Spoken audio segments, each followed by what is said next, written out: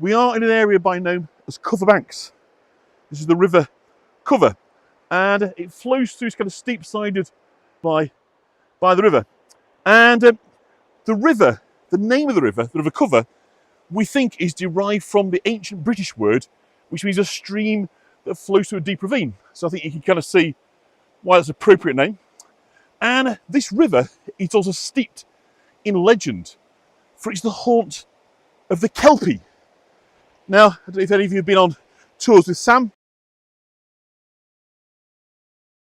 The Kelpies. But it's not just a Scottish thing. The Kelpie belongs to ancient British culture. The Celts, if you like, were pushed to the fringes, to Ireland, to Cornwall, Wales and Scotland, following the Roman invasion. The Kelpie belongs to their culture. And it's a kind of shape-changing aquatic spirit. So we associate it with Scottish legend, but prior to the Roman conquest, I say what we think of as Roman identity really is the culture, Celtic is sort of culture of ancient Britons. And the name Kelpie may derive from Gaelic words, Calpeach or Colpack, meaning heifer, or indeed colt. And the Kelpie is a supernatural water horse that dates back to Celtic folklore thousands of years ago. But we do need to be aware, because these are malevolent spirits.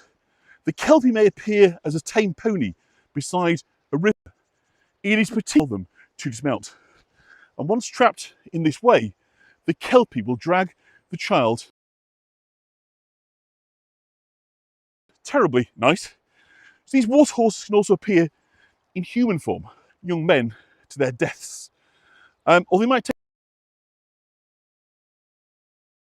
by the river, ready to jump out unsuspecting travellers and crush them to death in a vice-like grip. So that's the Kelpies.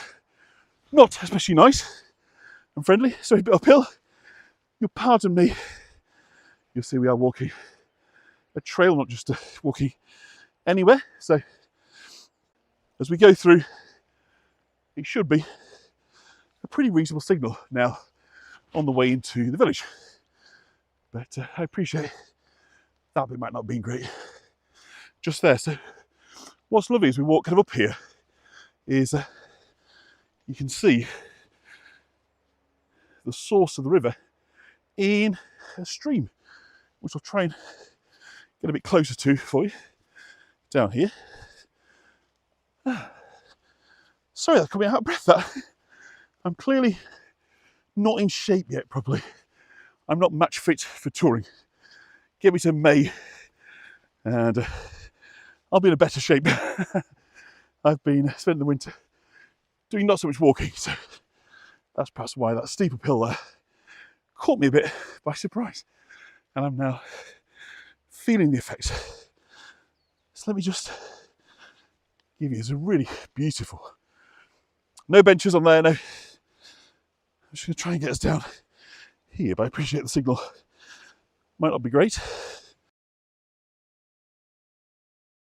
Down into the river cover. How cute is this?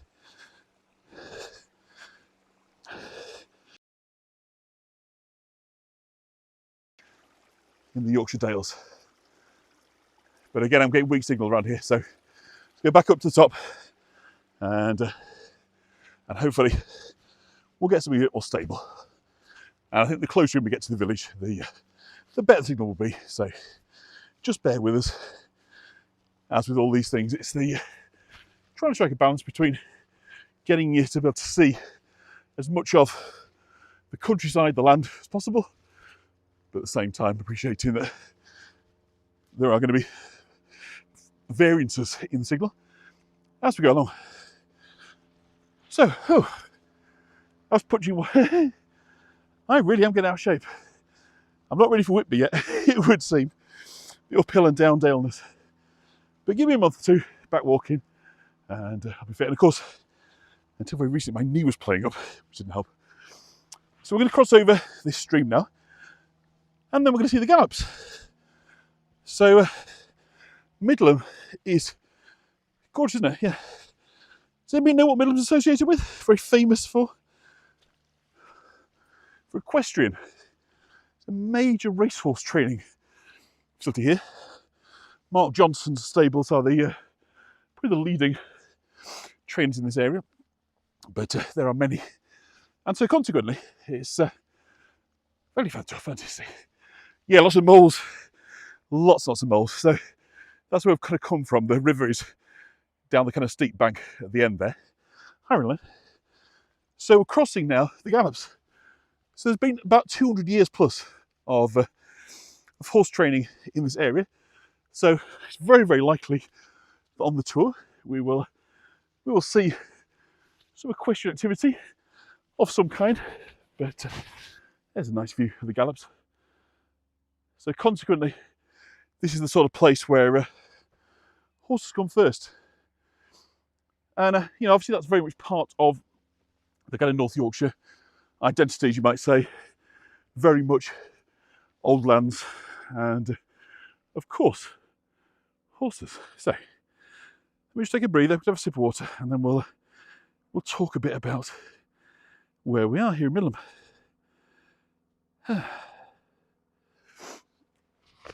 Isn't it pretty? Here in the Yorkshire Dales.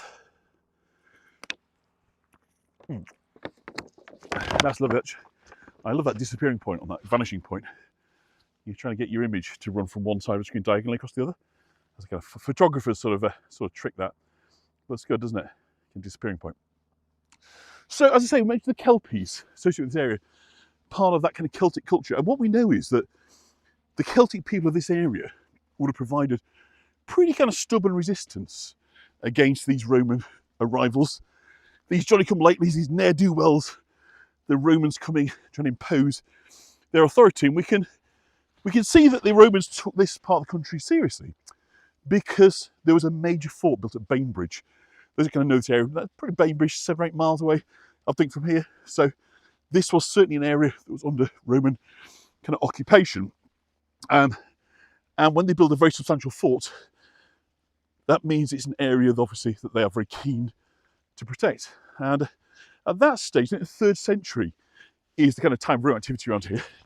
It's time for African emperors. So hard to imagine with the Yorkshire Dales, but they may well have been lots of African soldiers and officers here. That's a strange thing. It kind of seems so incongruous, isn't it, thinking about Africans being here, but nonetheless, that is the case. So this area, of course, was also subject to Viking raids in the 8th century, so not long after Lindisfarne, up in the northeast, in Northumberland. The first raid, of course, was 793. Then following that, we had repeated raids across the north of England. Just give you a backdrop now, so you get a sense of the landscape. Isn't that beautiful? Look at that. So like the horse tour, I thought it'd be nice to kind of start outside the village and give us a sense of what it's like to walk here, because obviously walking is a major attraction for people visiting the Yorkshire Dales. They come to walk, eat good food, drink nice things, sample the local kind of culture and delicacies. So I think it's nice to kind of break you out of the sort of popular destinations and let you see, give you a little mini walk, give you a little mini taste of what it is like to walk the Yorkshire Dales. So I say, well, there's also Viking raids in this part of the country, but like so much of Yorkshire, it is the Norman conquest in the 11th century that made the biggest of impacts. And time and again, we talk about the Normans on these tours.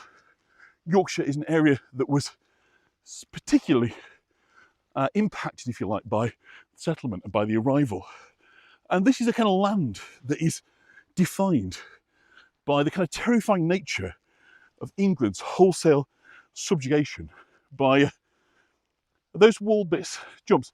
Now I think they're just gaps where the wall should be. A lot of collapse. So if you look over there, you'll see, I want you to see that.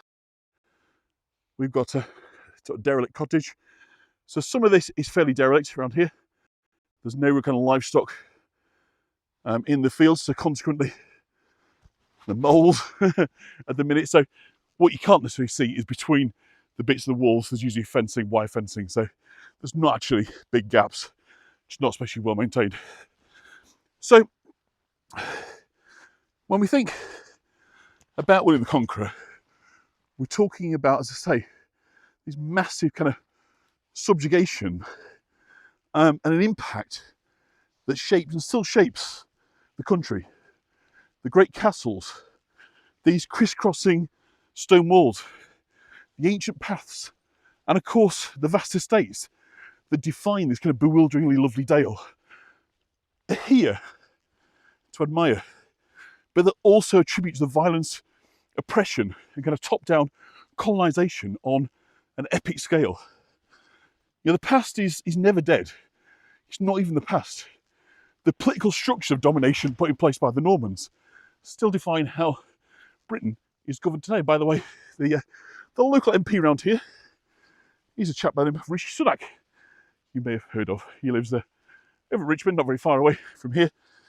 So still a power base for the mighty gorge, isn't it? Yeah, lovely old livestock barn. We are the Yorkshire Dales, absolutely. At it go. We are walking in Wensleydale. We couldn't be more Yorkshire Dales if we tried. So you can see old shelters for the animals, out of season, places to keep out of the cold. We're not grazing, but isn't it just delightful? Shortly, we're going to be able to see Middleham Castle in the distance. And so when we think then about this kind of Norman conquest, it's not as though kind of Saxon England, which was incredibly prosperous, by the way, but it was too politically disorganised to look after itself. It's a warning from history about division. It's terribly easy to divide countries, divide peoples, whether it be on political lines, religious lines, regional lines. But there are times when we need to come together, to cooperate, to work together, to the chocolate shop. When people need to work together cooperatively. And that's what the Anglo-Saxon tribes singularly failed to do. They couldn't get together. They couldn't put aside their differences sufficiently to provide an effective rebuttal to the Normans. I'm going to climb this. As you can see, it is rather muddy, so I'm just going to try and focus now on just getting over this stile in one piece, rather than the tour and the camera work. So do excuse me, public footpath is a very, very wet one. So it's not for perhaps the elderly and the infirm, this particular walk, but nonetheless, let me do it on your behalf. And then, so again, we've got a big almighty puddle here. Let's just get across this rather muddy section so you can see the dale here panning out. And where we are, we're in Wensleydale and Coverdale. These two sort of come together at Middleham. So we are in a fantastically beautiful, I think, part of Yorkshire. And the village is starting to come into view as we kind of come over the crest of this field. And obviously to look out and make sure I can find the gate, which wouldn't be the first time that we'd gone a wee bit astray. My frequent flyers will know that there have been the odd occasions that we don't need to talk about. I'm thinking, of course, of Ilkley Moor, but it's right, I found my wayfinder. Your first glimpse down there into the distance, the castle. We can have a lovely look around. Play pussies in the muddles. So yeah, so the Anglo-Saxon England was basically too disorganised to defend against any sort of stranger. So these foreign incursions from the Vikings onwards get more and more frequent. And the Vikings obviously impose a peace. They take kind of part of England, but they get into another form of division. So you've got these enforced settlement by the Danish fleets have been in place for centuries. And they live alongside the Saxons, and the three ridings of Yorkshire send delegates to the Parliament in York, actually, believe it or not. So you've got Saxons and Vikings kind of ruling together. But nothing had really prepared England for what happened after the Norman victory in Hastings in 1066, because William, in effect, remade a country of some 2 million people in his own Norman image. He replaced its elite, recast its religion, and he centralised its government in his kind of sole person as king. So in other words, he totally and utterly reframed what England was. It made it a country, really. Up to that point, it wasn't a unified country. After William, it was. So after that, it was about keeping everything and everybody in line. So when the sort of scale of this enforced feudalism became obvious to people, of course there was revolt, particularly violent revolt here in Yorkshire. But William's response was murderous. Up to 3/4 of the population of Wensleydale, as across Yorkshire, was slaughtered from 1069 to 1070. And that's appalling, even in kind of William's Norman apologists, kind of trying to play it down. But it is an unbelievable example of absolute kind of mass slaughter. The Dale was either turned into royal hunting forests, or the land was given to French-speaking, loyal Norman barons.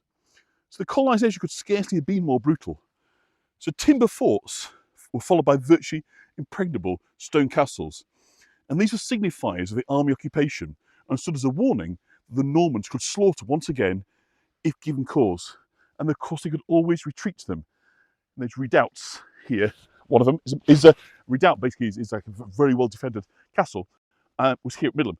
And we're just looking at the site, on the crest of this hill over here. I'm going to take us through this field and we'll have a look to see how close we can kind of get. Because whilst the main medieval castle is just in front of us, you're going to see it in all its glory in just a few minutes. There is an earthwork here, and I don't know how well it's kind of coming through, so I'm going to try and walk through this field, through the sheep field, once we find a gate, and see if I can take you in there. Because this is the site of the original Norman castle, the Motte and Bailey. It was originally built by William the Conqueror's Breton cousin, Alan Rufus. So he built a wooden Motte and Bailey with a castle above the town. So the original Norman castle here is just to the south. The main castle is just sort of coming into view. You should be able to see in the kind of middle of your screen there, pretty quite small at the minute. But the first castle is over here on this brown. You probably can see the earthworks. I'm going to see if we can get into this field and have a look. But if we can't, I'll just sort of describe what we're looking at. So we've got Earth Mound. So this is a Motte and Bailey castle site. So Motte and Bailey Castle was a Norman fortification that had a wooden keep and was placed on raised earthwork, and this was called a motte. And it overlooked an enclosed courtyard, which was called the Bailey. So originally, these castles were constructed from timber and earth alone. And they were cheap and easy to build and didn't really require any special design. So the word motte derives from Old French, and it's a large earthen mound with a ditch surrounding its base. So Clifford's Tower, you've seen many times in York, that is one of these. Obviously replaced then by a stone keep over time and developed, but that motte, that mound, is precisely, so Rachel Hampton's ancestor, Suitable Cordery came with William the Conqueror with land in Yorkshire. I think you should, Rachel, I think you should hand them back, send them care of me and Humphrey, and we'll do the right thing. You know, just think you'll sleep a lot better, Rachel.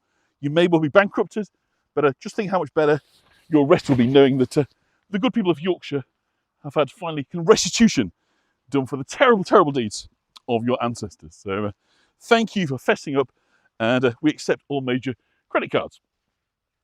Different kind of sheep. I think they're all swale sheep in this field, but let's have a look. We'll see if I can get in. If I can't, we'll just show you from the distance. I'll try and give you a bit of a close-up, and we'll see what we can do. But if I can get into this field, we will. But it looks like a major struggle. Let me in. Yeah, so I can just sneak in there. So we'll just go a little bit up this mound. So hopefully you can just begin to see now the mound that is in front of us. So you had basically a large earthen mound and a ditch kind of surrounding it. So it's, generally speaking, it is artificial, meaning it's built by piling up the earth. But sometimes it incorporates a pre-existing feature of the landscape, such as a nearby hill. So if I can just bring it up for you, I've got a picture here, a little diagram of a Motte and Bailey. So that gives you kind of sense there. So you see the wooden keep on the top, You see the motte, which is obviously the mound, and then a flying bridge. So that basically is like your drawbridge for defence, and then you've got the villagers living underneath there. So protecting again a second moat on the edge, the drawbridge. So large mottes could be as kind of high as 30 metres in height, 100 feet or so, and 90 metres in diameter. But they were rarely used, and that's because it took an enormous amount of effort to pile up such huge volumes of earth. So the motte, as you can see, was flattened at the top to enable the building of the wooden keep. The steep embankment on the side was known as the scarp. You might have heard of escarpment, the same kind of word derivation. And the keep at the top of the motte was the castle's primary defensive element. It was surrounded by a protective wall, you can see, made of wood, and I should get rid of that now. Do that. Get rid of it now.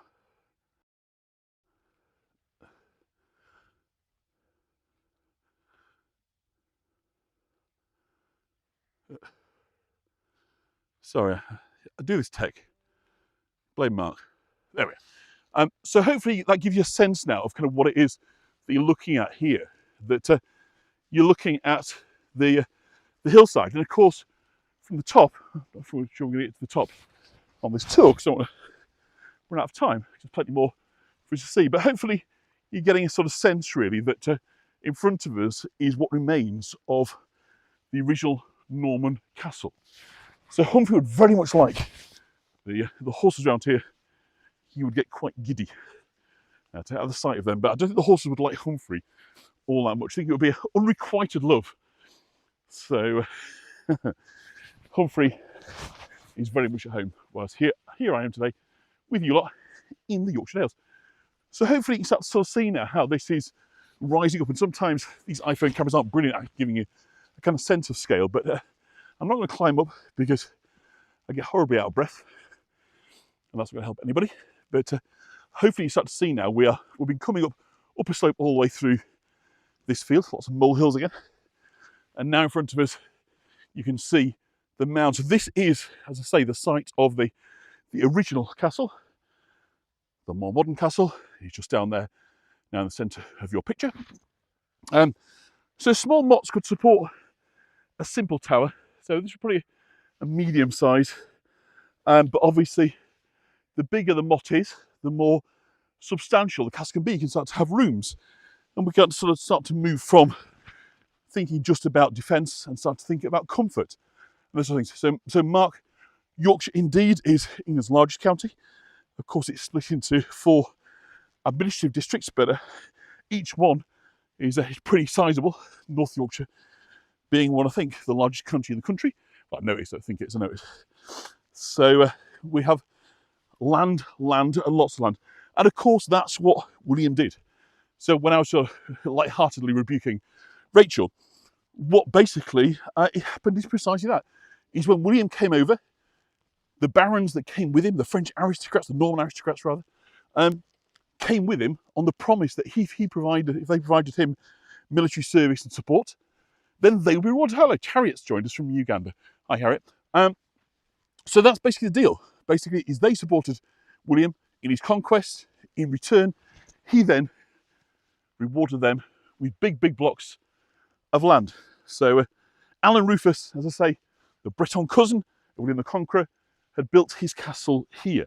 So the large castles could incorporate a lot of living rooms, there were room for watchmen and servants who looked after, and so it wasn't kind of uncommon for these towers to be built and then sort of partially buried into the mound. So you then got kind of cellars and underground areas. So just give you one last kind of view of that before we're going to look at the more contemporary castle. So that is the location of the original castle here in Middleham. So the term Bailey that surrounds it, like the Old Bailey, of course, in London, is the area that kind of around the bottom of it, the enclosed area. It's kind of a yard, if you like, it's surrounded by kind of fence, a palisade, and the Bailey is the kind of centre of domestic life within the castle. And that's where you'd have halls, kitchens, stores, stables, probably a chapel, barracks, workshops, those sort of things. And the Bailey is linked, as you saw on the diagram there, with what they call a flying bridge So the link between the two, so that the castle, the keep, was a place you could all come as a place of last safety, as you might say. And it's incredibly difficult to attack, kind of coming uphill, very easy to defend. But of course, you've got to have supplies. If you lay siege on a castle, you cut off their supplies of food and water, it doesn't really matter how good your fortifications are, you are in big, big trouble. So obviously the moats were a very important part of both defence, but also kind of water supply. So let's kind of walking down now into towards the castle, and we're going to look at the second one. So I'll say this castle here, or the site of this castle, dates from about 1087, so right at the end of the period, very much contemporary with the Domesday Book. And thankfully, we are able to look at the listings for the Domesday Book for Middleham, and we find that it was known as a Berrywick. And those who remember, we were on tour with me in Hooton Pagnell. We talked all about carricates and oxgangs and the way that our land measurement systems are defined by medieval ploughing. Well, a Berrywick, this Berrywick here was made up by 4 carricates, so you'll remember all that, I'm sure. If not, I'll refer you to the tour of Hooton Pagnell to learn all about that. But the Berrywick was a piece of land that was taken for the use by the lord of the manor.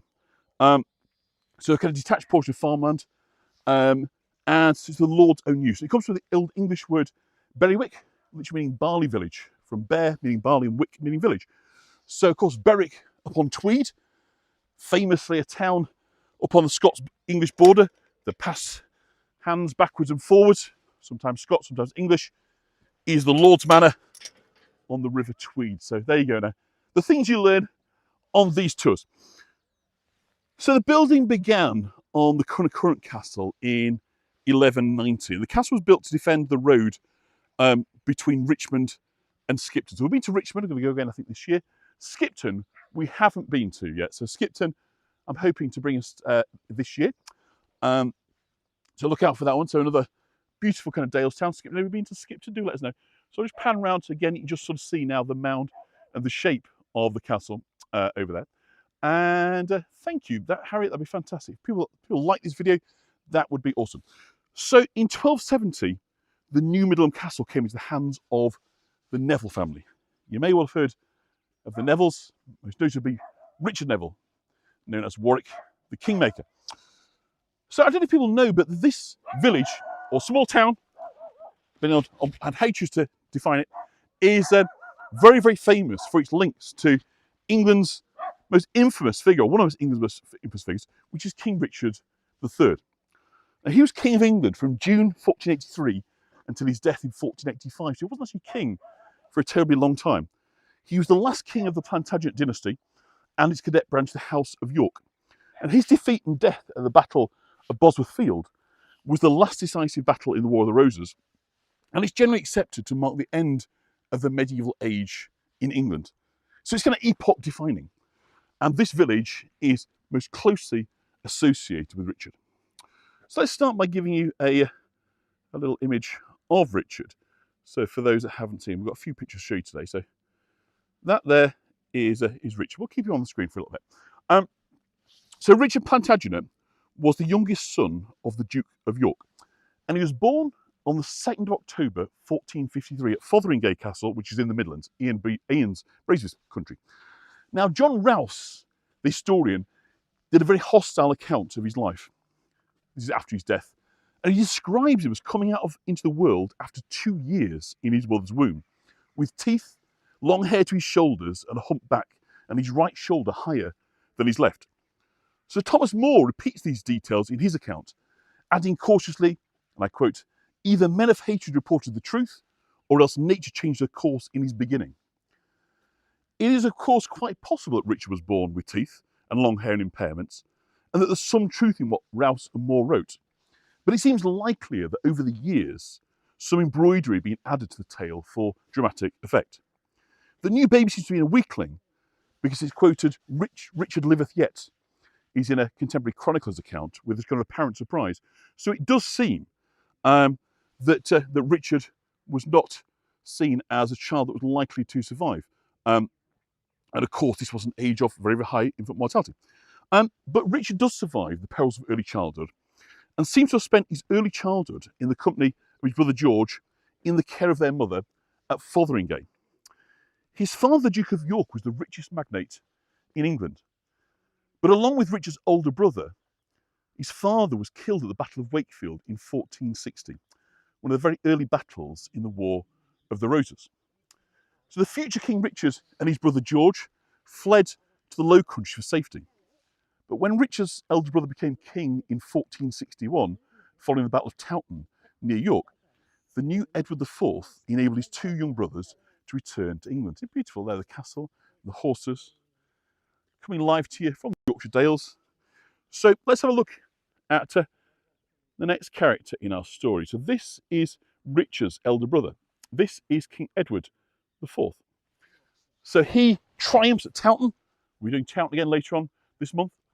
And he defeats the Lancastrian forces and Henry VI and takes the throne in 1461. So he then makes young Richard his brother Duke of Gloucester, and he was sent here to Middleham Castle to receive a knightly education in the household of the powerful Earl of Warwick, known as the Kingmaker.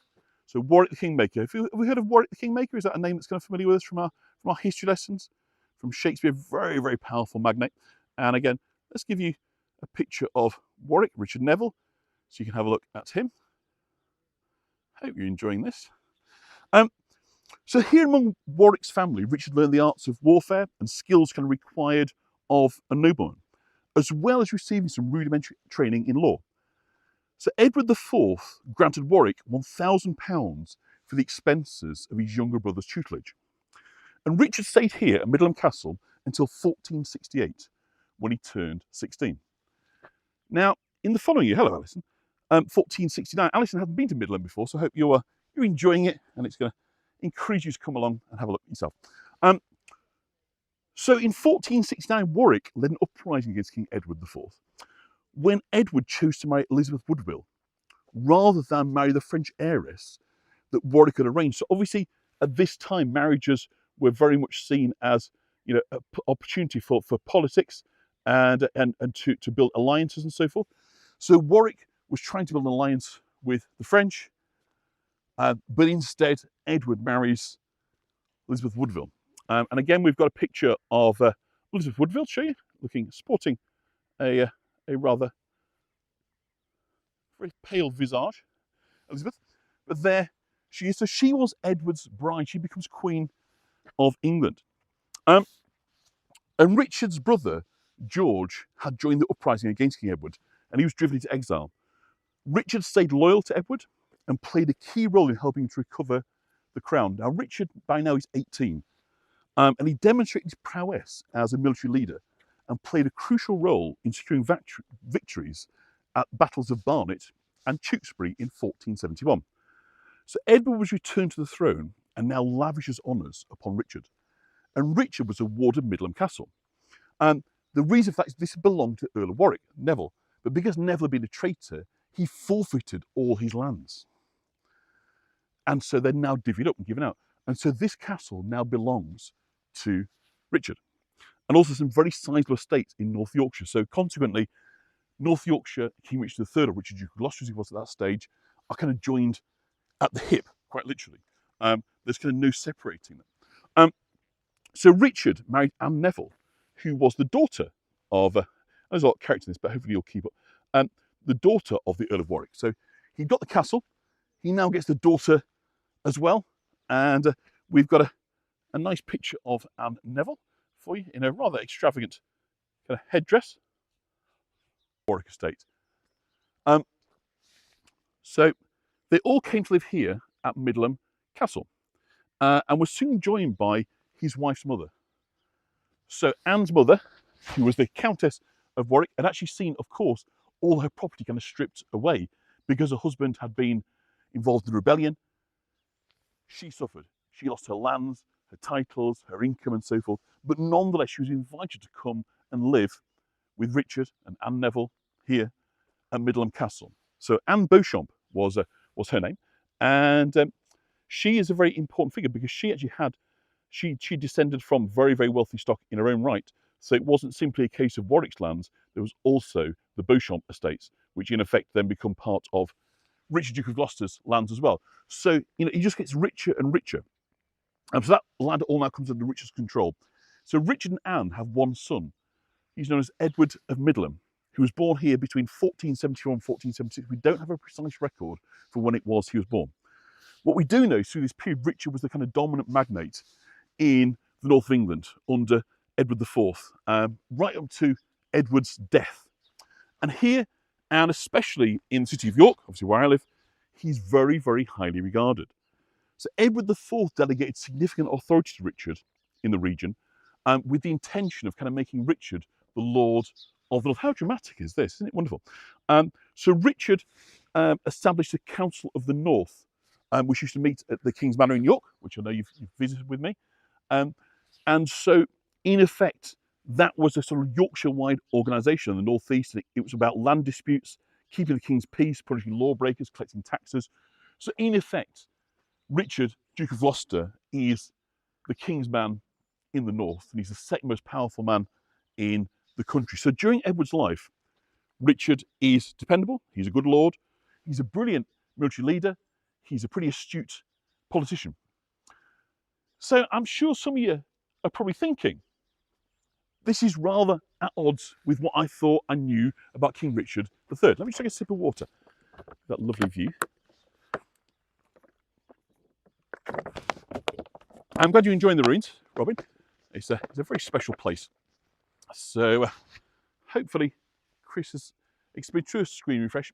So for those that have encountered the kind of the hunchback child killer of Shakespearean fame may well think, well, this doesn't really sit with my expectations of what you're going to be saying about Richard. He sounds like a very sensible, capable, dedicated, loyal aristocrat.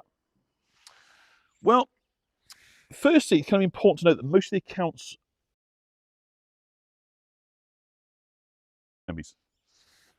and by the Tudors. And the Tudors, of course, wanted to legitimise their weak claim to the throne.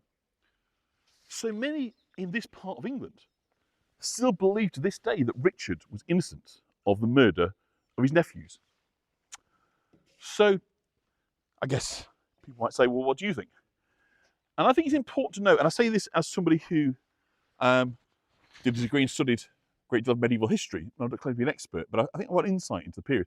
And I think it's important for us always, when we think about history, is firstly, is not to attempt to kind of latter-day moralise.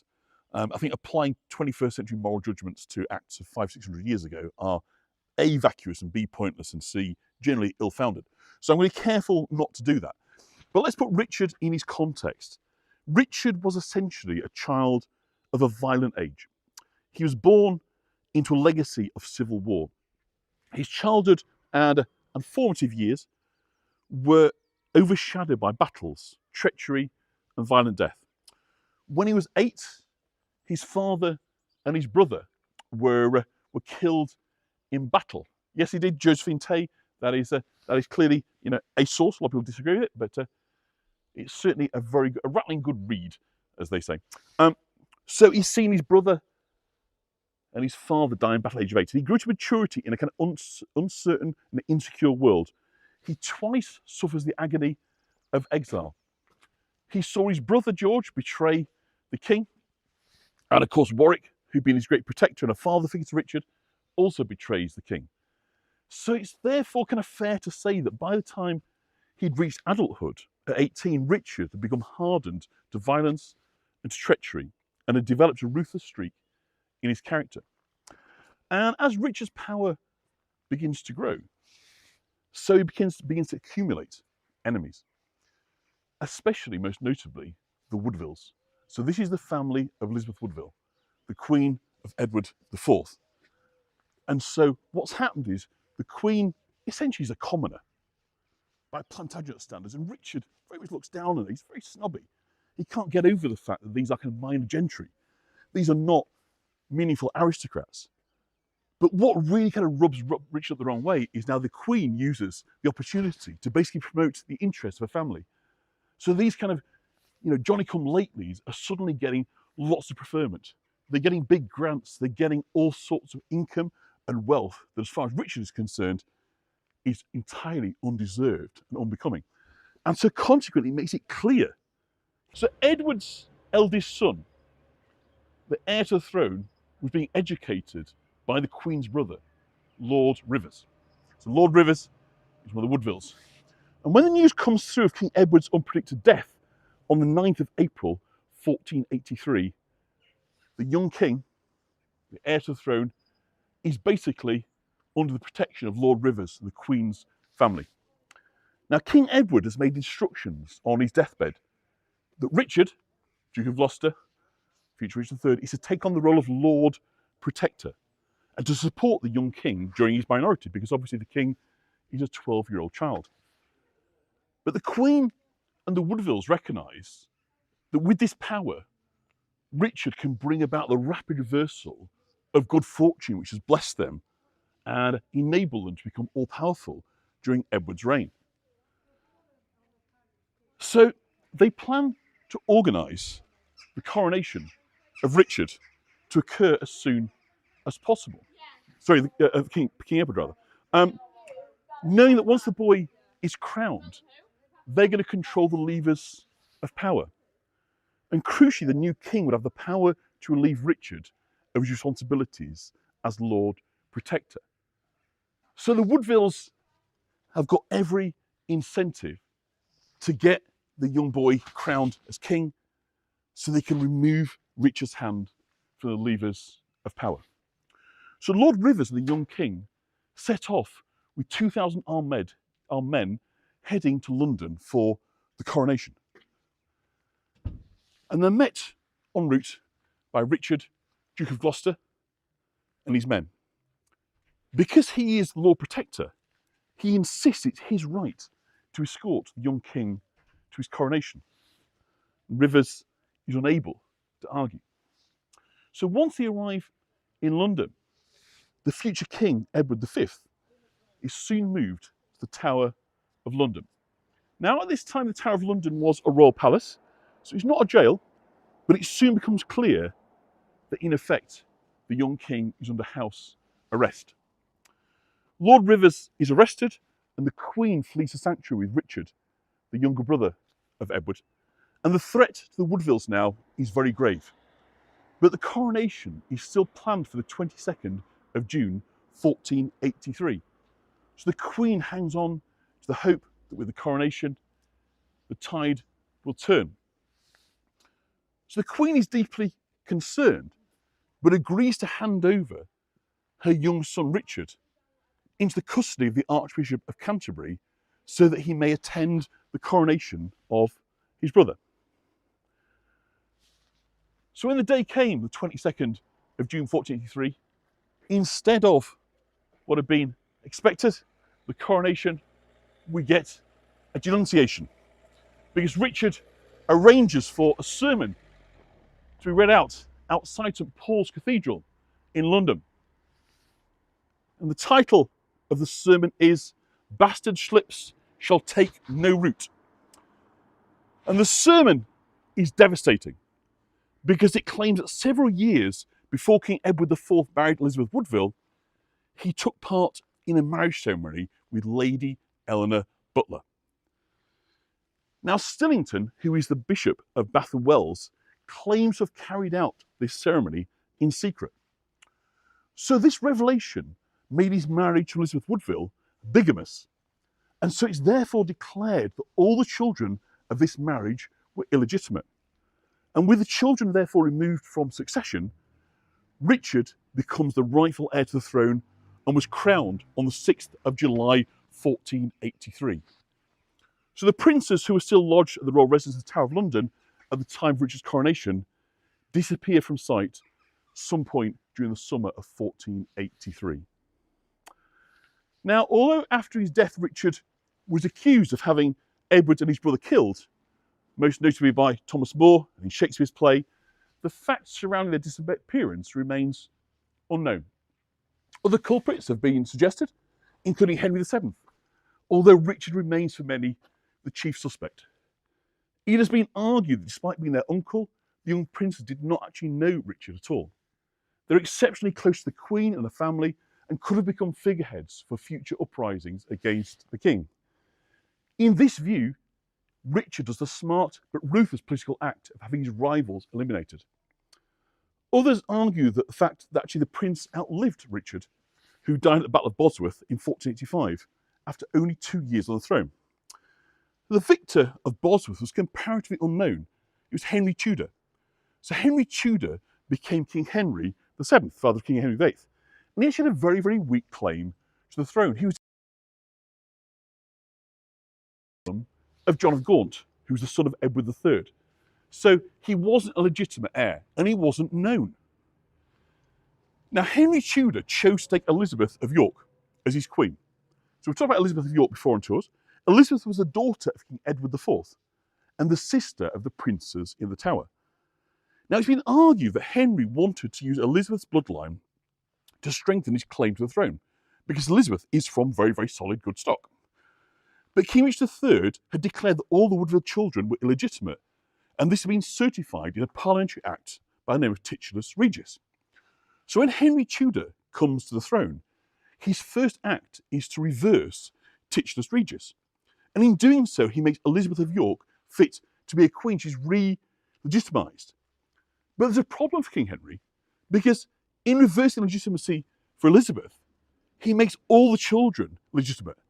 And this meant that Edward, the Prince in the Tower, was the rightful king of England.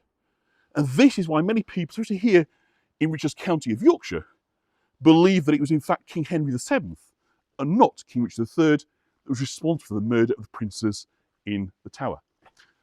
So there you go. I don't know if third, but that's the kind of place you're looking down here. Of course, you can see the moat and the bridge. It is an incredibly fine castle. I hope you've enjoyed our tour of the castle. We're going to have a look at the rest of the village now in the what remains of this tour. Really, it is a very, very fair argument, but on balance, I think that it is the smart but ruthless thing to do, and that it is an era of smart, ruthless political monarchs. So let's kind of walk on and look at the rest of the village. In the remaining time that we've got together, we've got 15 minutes or so, I think, hopefully to see the rest of Middleham. So coming to the area known as Swine Market. And Swine Market, in 1389, the Lord of Middleham Manor received a crown grant to hold a weekly market and a yearly fair at the Feast of St Alkelda, more of her later.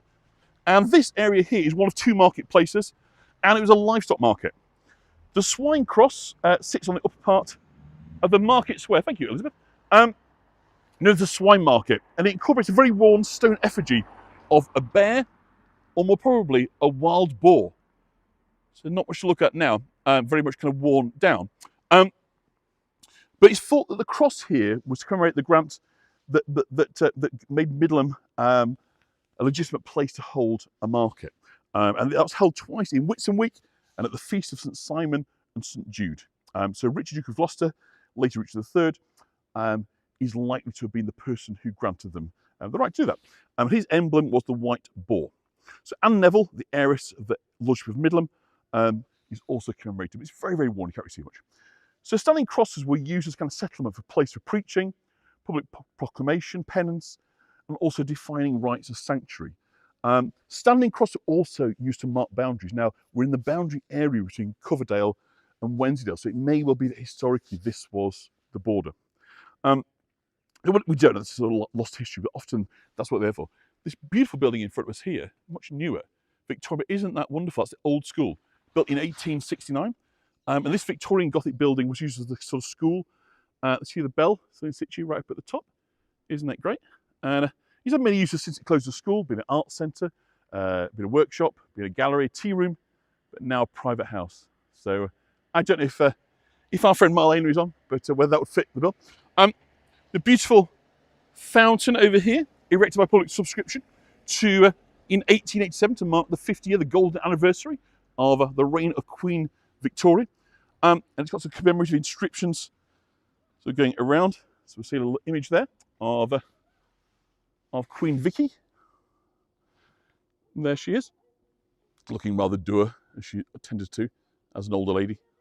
Rarely seemed to smile but certainly not for portraits.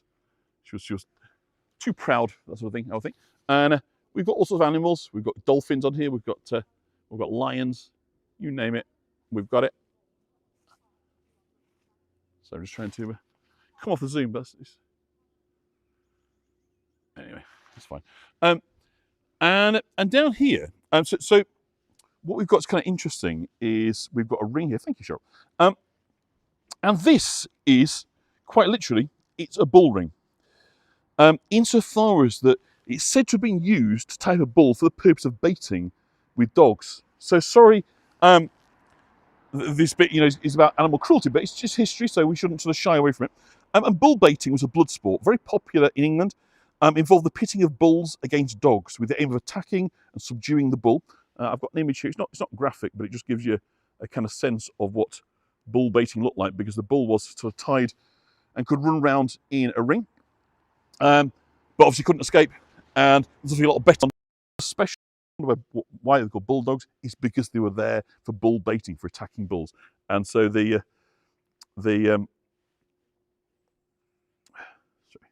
you go away. That kind of funny, huh? So it's kind of a form of recreation, really. But they also believed, I think erroneously, that it made the meat taste better. It was more tender. Improve the quality. But they probably just said that to sort of make us feel better. By the early 19th century, the sport had begun to die out because baiting was causing a public nuisance. As is so often the case for these things, it is the behaviour of the people rather than the act itself. So the fact that people get drunk and be riotous and be a nuisance, be a public nuisance, actually led to it's considered, rather than really being about animal cruelty as such. So a bill for the suppression of the practice was introduced in the House of Commons in 1800 by a chap called Sir William Pulteney, and he was only defeated by one vote. Was the bull baiting. What's interesting to note is that Sir William was actually genuinely concerned about the welfare of animals. This was kind of in the debate, but less concerned about human suffering, because Sir William Pulteney was the owner of a number of slave plantations in the West Indies. So he's concerned about cruelty to animals, less so about cruelty. Sorry, concerned about cruelty to bulls, less so about cruelty to people. So go figure. It's finally outlawed by Parliament, passing the Cruelty to Animals Act in 1835, which forbade keeping of any house, pit, or other place for baiting or fighting any bull, bear, dog, or any other animals. So there we go. 1778 this was built. You would think the fear hormones would make it a royal court for the residents of the Forest of Wensleydale. So Middleham and the surrounding lands were part of the Crown Estates from the accession of King Richard III until King Charles I sold the land to the City of London in about 1628. Isn't it lovely? Isn't it just glorious? I hope you're enjoying this. All horrible, yeah, all these things are horrible. Nobody would seek to justify these, but equally, we must just reflect on history, can't kind of shy away from it. But isn't it just a charming, when I said pretty village, could be called pretty town, appreciate town, village, but isn't it just glorious? So we're here in the middle now of Middleham, in Wensleydale, the heart of the Yorkshire Dales, absolutely charming. Light is coming, magnificent. So we're going to wrap up the tour once we've had a look at the church, which is not too far over from here. So we've got a second market cross. So we've got two marketplaces here in Middleham.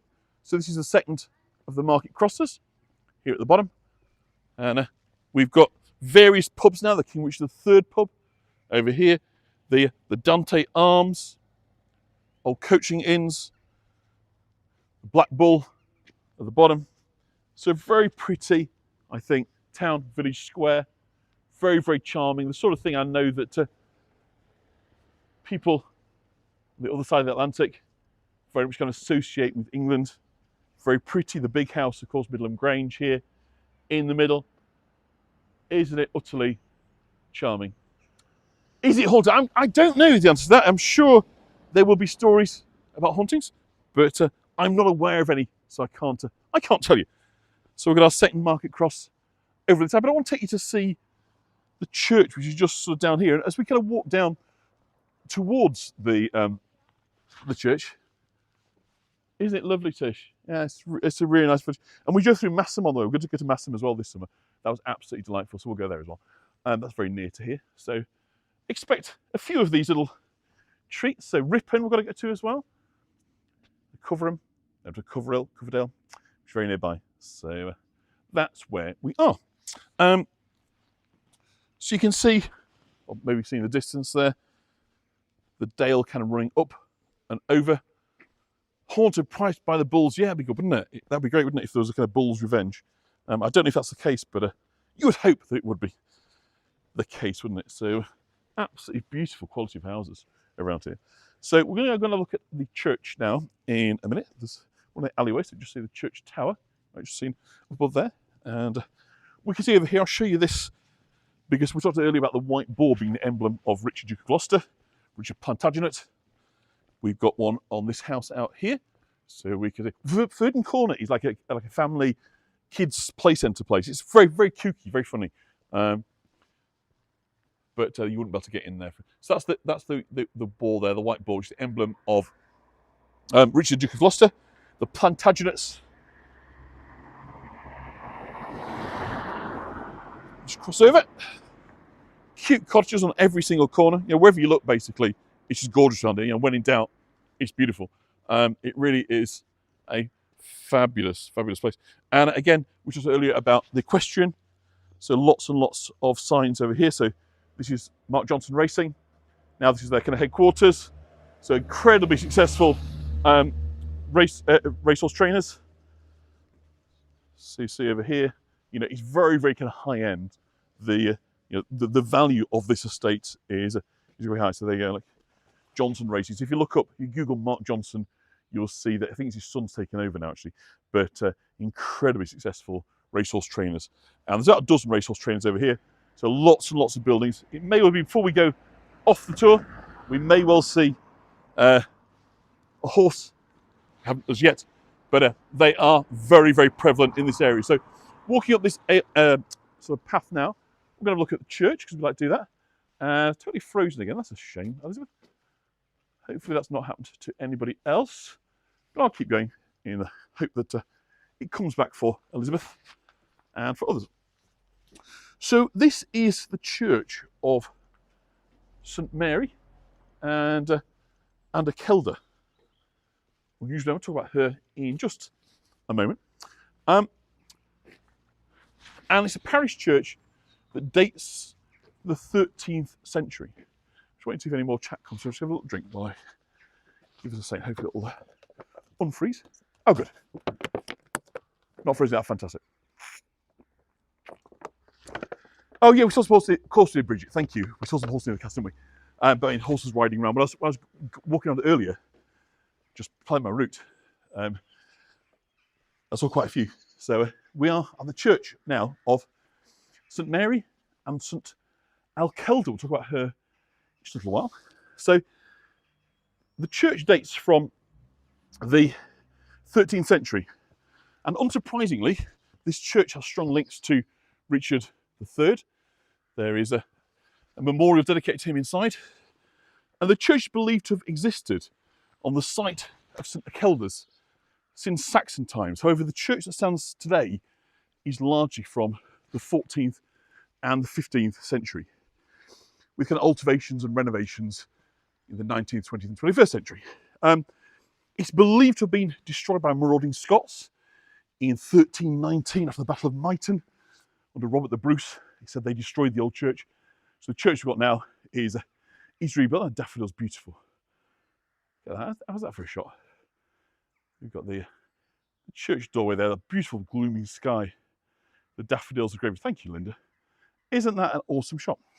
So the church was made what we call a collegiate church in 1477 by Richard, Duke of Gloucester. We keep talking about him, don't we? Because he's everywhere in this village. And a collegiate church is basically one run by a college of canons. So in other words, there wasn't a bishop or an archdeacon that was in control. This was all down to basically the patron, in which case, of course, this was Richard. So powerful magnates often had collegiate churches. So the church, what they call a royal peculiar. So royal peculiar means that, again, there's no obedience, if you like, required to the archbishop, the diocese. It's all to do with the monarch. So it's a royal peculiar. And This is in effect Richard's church.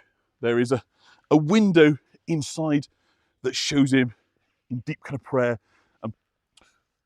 So he's very much portraying him as a man of God and in prayer and kind of, you know, doing all the kind of things. The war memorial there, we always have a little look at him. And again, this sky just looks magnificent, doesn't it? So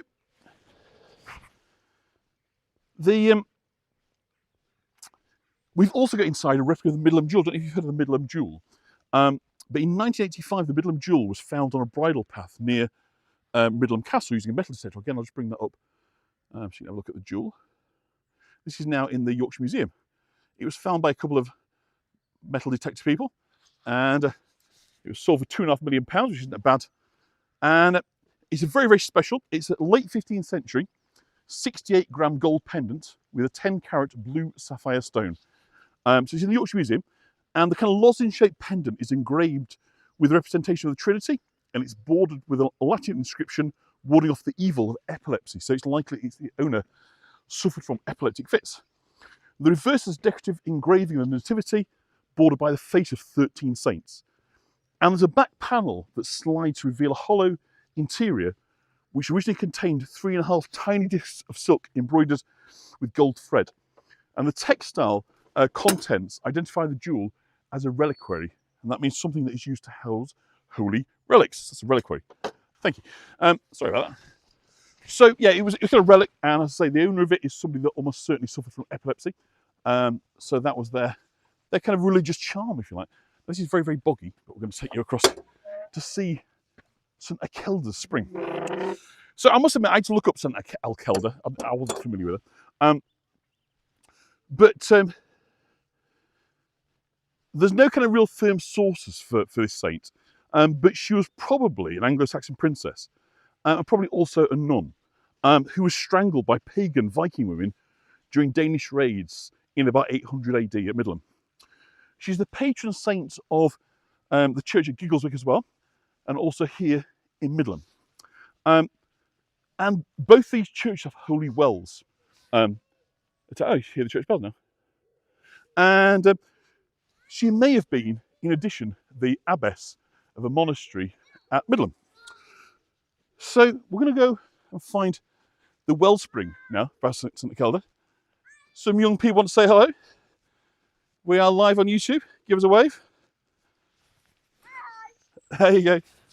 Just talk about your beautiful place of living. Why are you videoing us? Well, I'm not videoing you, I'm videoing this place. Yes, on YouTube, yeah. So the area is around here is known for kind of many sort of springs, and some are kind of very near the sites of churches. But there's no kind of documentary reference to this saint until the late Middle Ages. And it's been surmised that Alkelda is a corruption of Anglo-Saxon word meaning Halligkelda, meaning holy spring. However, this has been contested, and there's also claims she may have actually been Icelandic, from a place called Olkelda, and a reputation brought to Yorkshire in northern England by the Vikings. So we don't really know. However, the most commonly accepted version of the story of St Alkelda, or Alcelda, was a Saxon princess who became a nun. However, she was murdered beside the spring by 2 Viking women who detested her Christian beliefs. Sorry, shutting the gate around us. Make sure we are good citizens. And legend says they use a long length of cloth or something similar to do this, to carry out this kind of terrible deed. And after her death on the 28th of March, 800 AD, she was proclaimed a martyr. Her bones, if they were hers, were discovered along with a Saxon stone, part of a shrine, in the church in the last century.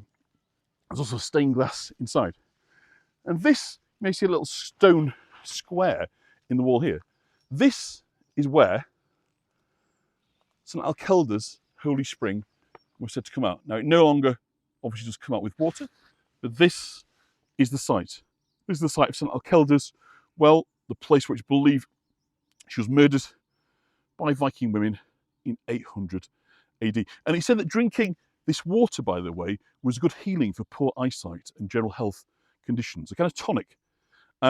So I say St Alkelda also has a church in honour in the Dales village of Giggleswick, and St Alkelda's Way, which starts where we are now, is a path between the two. You walk through spectacular Yorkshire Dales National Park amongst the Swaledale sheep, following the Roman pathway that St Alkelda must have taken on her journeys between the villages of Middleham in Wensdale and Giggleswick in Ribblesdale around 900 AD. And she's both the patron saint of both of those villages. So she's going to give us a panoramic view across the Dale. And say I do sincerely hope that you've enjoyed this tour, spending time with me here today, this afternoon, in the Yorkshire Dales. It is a very special place indeed, and Middleham very much wonderful part of the Yorkshire Dales. So I do hope you've enjoyed that and our time, and you're interested with the stories, the Normans, Richard III, St Alkelda, whose feast day, by the way, is the 28th of March. So if you want to celebrate her, you can do on the 28th of March. That's in just a few weeks from now.